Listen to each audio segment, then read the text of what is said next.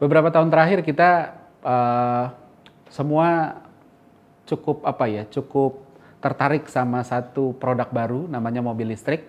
Ada satu merek terkenal namanya Tesla, punyanya Elon Musk. Saya mau bahas itu hari ini, tapi bukan dari sisi produk atau apapun, tapi dari sisi bahwa Tesla itu punya zero marketing budget. Marketing budgetnya nol. Bayangin dengan 0 rupiah, dia bisa tetap laku keras. Gimana sih caranya? Halo, saya Ignatius Untung. Selamat datang di Marketing.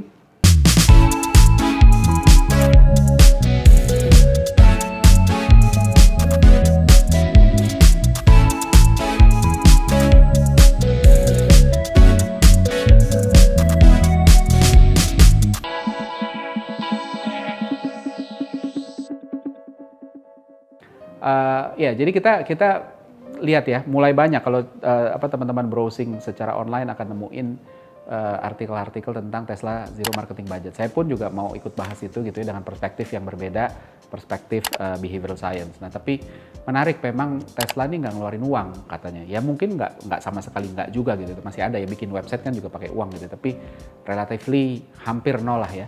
Dan hasilnya luar biasa kan, laku keras gitu kan, orang sampai antri gitu ya. Selain Tesla sebenarnya kita juga punya beberapa contoh ya, ada beberapa perusahaan teknologi yang masuk ke Indonesia dengan awalnya itu hampir tidak ada marketing budget ya, Google, Facebook, Twitter, TikTok ya. Saya sih jarang banget dapat iklannya. Google saya baru dapat iklannya begitu Google-nya udah gede gitu ya. Tapi di waktu awal-awal malah kita enggak gitu kan. Terus saya pernah ketemu seorang Chief Technology Officer perusahaan besar gitu ya. Dan ini orang yang amat sangat pengalaman, dia bilang gitu kan, kalau produknya bagus kita nggak perlu marketing. Waktu itu saya sebagai orang marketing kayak, jadi saya tidak dibutuhkan gitu ya. Tapi benar gitu, bahwa di marketing sendiri ada prinsip, the best advertising is a good product. Kalau kita punya produk bagus, jalan sendiri, demand-nya banyak gitu ya. Dan ini bukan seolah-olah bisa kedengeran seperti penghinaan buat orang marketing, nggak perlu, produk bisa jalan sendiri gitu ya. Tapi padahal sebenarnya nggak juga gitu kan. Justru ini tantangan buat orang produk, karena memang benar ya, kalau produknya bagus ya nggak usah di marketing ya sudah gitu. Banyak produk-produk apapun ya, bahkan kayak tukang mie pinggir jalan pun begitu enak gitu ya, dari mulut ke mulut, terus habis itu dia mau bikin iklan aja belum jadi, terus habis itu udah keburu habis terus dan lain sebagainya. Jadi ya memang benar begitu, tapi justru tantangannya buat orang produk, bukan buat orang marketing. Karena artinya kalau masih butuh marketing, artinya produknya belum luar biasa spesial gitu kan. Kalau udah dimarketingin dan masih nggak laku, jangan-jangan produk issue, artinya begitu. Jadi ini silakan digunakan buat orang-orang marketing untuk ngomong sama atasan kalau bilang, wah marketing kamu nggak oke. Kenapa? Karena nih nggak laku. Siapa bilang? Kenapa tanggung jawabnya harus hanya ke marketing aja gitu kan? Padahal ini kan yang dibeli itu kan produk, bukan marketingnya gitu. Jadi ada banyak kontribusi. Walaupun saya juga nggak bilang bahwa orang marketing bisa cuci tangan ya dari segala kegagalan ya. Artinya semua punya kontribusi dan kita harus identify ketika barang itu gagal di mana. Tapi ya sudahlah, itu kan cuma ini aja ya. Nah, back to topic, si Tesla ini gimana sih? Kenapa bisa begitu efisien? Yang pertama ada namanya messenger effect. Balik lagi, pada dasarnya saya selalu bilang kan ya, bahwa otak manusia tuh malas gitu ya. Otak tuh selalu pinter cari solusi gitu ya, dengan caranya apapun, tapi sebisa mungkin cara-cara yang paling efisien. Dan untuk efisien itu pertama kali ketika dihadapkan sesuatu apapun itu, otak akan berusaha cari di database kita ada apa nggak. Kalau ada, oke, database-nya bilangnya apa? Bilangnya A, oh ya udah kita ikutin A. Kalau nggak ada di database baru dipikirin kan begitu ya. Nah, sama messenger effect itu adalah salah satu fenomena di mana seseorang itu omongannya itu punya daya magis lah dalam tanda kutip ya. Artinya ketika dia ngomong kita udah percaya aja deh gitu kan.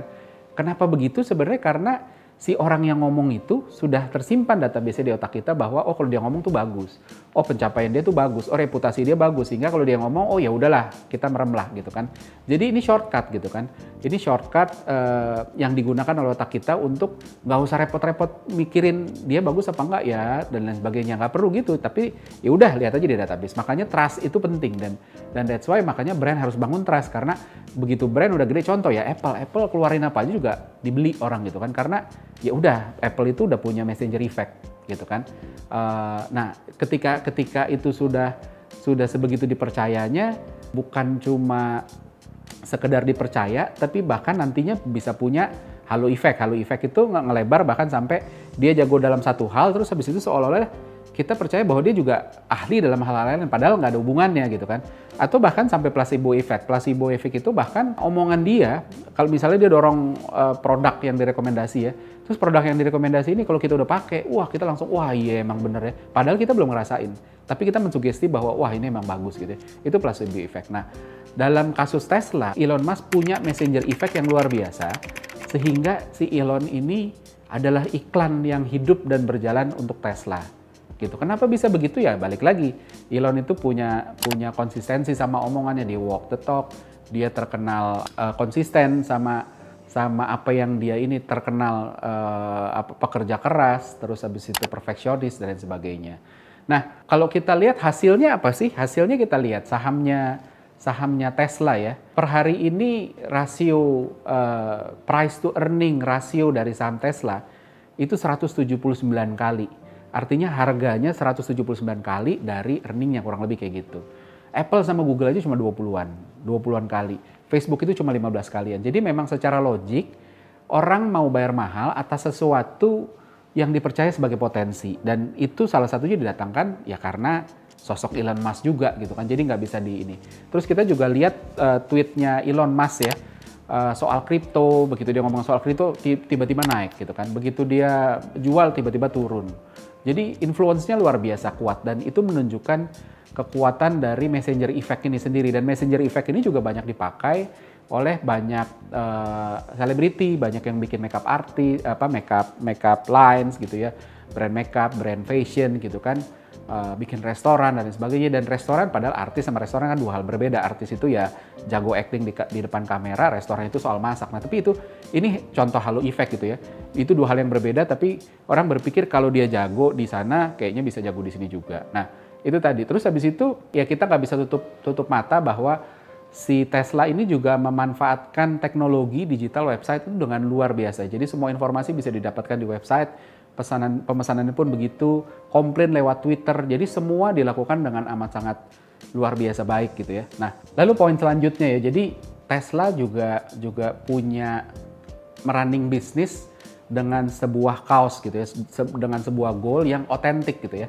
Kalau dicari, coba googling aja ya. Cari Tesla Mission atau Tesla Purpose, itu dia ngomong to accelerate world's transition to sustainable energy gitu ya. Jadi luar biasa, dia clear sama itu dan dia konsisten sama itu karena dia otentik gitu ya. Makanya dia bikin electric car, dia ramah lingkungan gitu kan, lebih murah operasionalnya. Jadi kaos ini membuat orang, ya balik lagi, orang beli barang itu nggak harus karena gunanya, bukan harus karena apanya, tapi juga kadang-kadang karena kenapa sih ini mau dibuat, visi apa sih yang mau dijalankan. Dan Elon dengan Teslanya konsisten banget sama purpose itu. Dia menulisnya dalam bahasa Indonesia, mengakselerasikan transisi energi terbarukan dunia gitu ya. Dia tidak ngomong Teslanya, tapi dunianya. Dan that's why kenapa saya bilang itu konsisten, karena dia mengopen source paten dan dari teknologi Tesla ini supaya orang nih silakan kalau mau lihat aja gitu. Kenapa begitu? Ya karena itu tadi, karena misinya adalah fokusnya ke dunia bukan ke diri sendiri. Gimana caranya dunia bisa transisi ke energi terbarukan. Makanya dikasih aja nih, siapa mau buka silakan. Nah tapi dari sisi bisnis sebenarnya itu ngebantu dia untuk mengakselerasi transisi tadi, karena kalau dia sendirian yang main di mobil listrik akan sulit sekali dia untuk menggoda orang-orang yang tadinya udah pakai mesin berbahan bakar fosil untuk pindah ke listrik.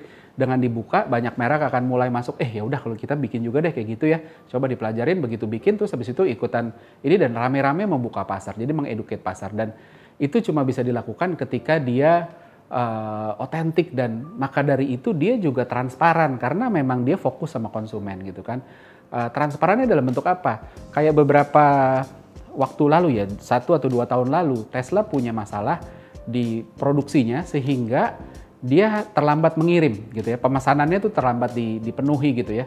Janjinya misalnya Maret terus dikirim misalnya Juni gitu ya.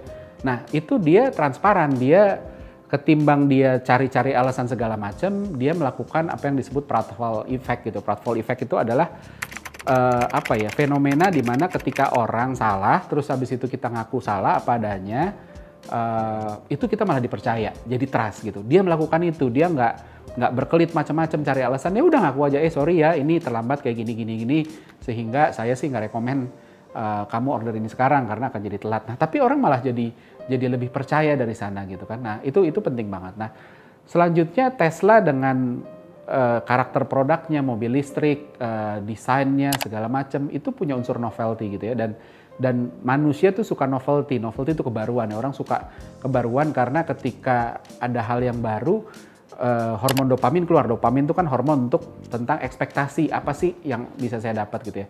Secara produk kita bisa lihat gitu ya bahwa ya karakter mobil listrik ini luar biasa novel gitu ya, luar biasa baru. Secara desain juga, desainnya kan nggak pasaran lah gitu ya.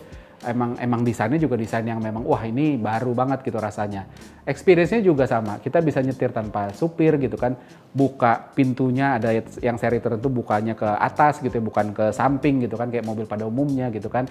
Handle-nya pun tidak nonjol keluar dari bodi tapi rata sama bodi, terus kita harus pencet dulu gitu kan. Tapi itu semua tetap bisa didapatkan dengan tenaga yang luar biasa besar. Jadi Tesla itu tenaganya kencang-kencang buat yang suka nyetir ngebut, wah ini suka banget gitu dah. Jadi itu tadi dia memberikan itu, walaupun novelty-nya ini ditempelin dengan familiarity, karena kalau terlalu baru kita wah ini resiko saya bisa apa nggak segala macam. Nah si familiarity-nya itu ditempelin di Elon Musk itu tadi. Jadi Elon Musk mengambil posisi sebagai ini loh, kamu nggak usah khawatir terhadap sesuatu yang baru ini karena saya juga ngerti kamu kok, saya sesuatu yang ya kamu juga kan familiar sama saya, reputasinya dan lain sebagainya. Selanjutnya adalah ketika itu semua sudah ada, daya tariknya ada, akhirnya Tesla juga memiliki social currency, social wealth, mendorong orang atau memberikan kesempatan orang untuk membangun social wealth dari sini gitu kan. Karena nggak banyak yang punya, daya tariknya besar sekali gitu ya. Ketika kita nyetir Tesla, bayangannya wah ini bakal dilihatin orang nih gitu kan, jadi pusat perhatian, orang foto selfie di depan Tesla dan lain sebagainya. Jadi secara organik akan makin jadi incaran gitu. Jadi makin besar lagi orang yang ngomong, dan karena wah keren kalau pakai ini terus habis itu orang jadi pengen punya gitu. Nah, semakin rame masuk, akhirnya ini jadi identity dan jadi tribe. Jadi satu kelompok elit lah. Oh, kalau punya Tesla tuh agak beda gitu kan. Ini orang-orang yang kelasnya berbeda lah dengan kita, dan dari sana membangun ketertarikan lebih dalam lagi untuk punya. Jadi numpuknya udah bertubi-tubi naik terus gitu. Nah, jadi kesimpulannya memang kenapa si Tesla bisa melakukan zero budget marketing, ya karena itu tadi gitu, karena kekuatan Elon Musk yang sebegitu konsistennya untuk apa ya, reputasinya terjaga, dia disiplin dengan apa yang dia omongin dan apa yang dia lakukan. Terus habis itu ada tujuan, purpose yang benar yang membuat orang mungkin jadi tertarik. Terus habis itu akhirnya secara sosial orang rame-rame mau pakai, ada novelty juga, akhirnya sampai jadi tribe gitu. Dan maka dari itu ketika teman-teman nanti ya pasti ada yang pernah ngalamin diminta, ayo deh kamu join company saya, join sebagai marketing tapi zero marketing budget gitu ya. Bukannya nggak bisa aja gitu. Cuma ya apakah kita sudah memenuhi hal itu? Karena kalau enggak nanti akhirnya jadi konyol gitu. Jadi kita harus tahu gimana orang berpikir ya, karena ya Simon Sinek bilang kan, if you don't understand people, you don't understand business gitu. Jadi emang kita harus ketika ngomongin bisnis harus start dengan konsumen, ngerti gimana cara mereka mikir gitu kan, gimana kita bisa mengambil celah gitu kan, supaya nanti ketika kita ngerti kita tahu apa yang bisa jalan, apa yang enggak. Jadi kalau dikasih PR nih, kamu jalan ini nih, tapi zero marketing budget ya, kita bisa prediksi, oh ini bisa karena ini, oh ini enggak bisa karena ini. Dan gimana sih caranya supaya bisa dan enggak, kita pun juga bisa jawab dengan jawaban yang lebih proper gitu. Nah, untuk menutup episode ini seperti biasa ada kuis menarik dengan hadiah yang menarik, detailnya sebagai berikut.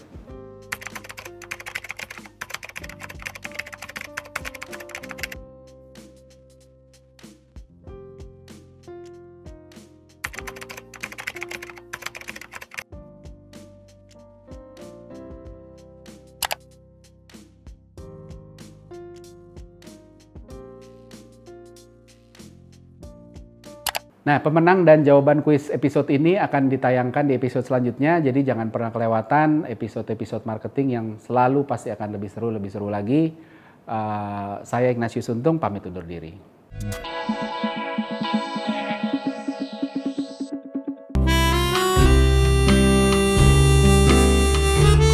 Gimana? Seru-seru kan videonya?